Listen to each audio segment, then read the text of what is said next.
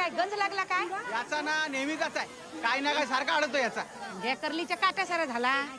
दरवर्षीच पैसे पूर्ण येईल आणि पिक्चर अर्धवट दाखवेल. मग काय हे कृष्णा प्रसाद यांनी जर कमरेला ड्रम बांधले असते ना तर बुडले नसते रे. अरे त्यापेक्षा मेल्या त्यांचे खालू बघ कसले वाजवत होते.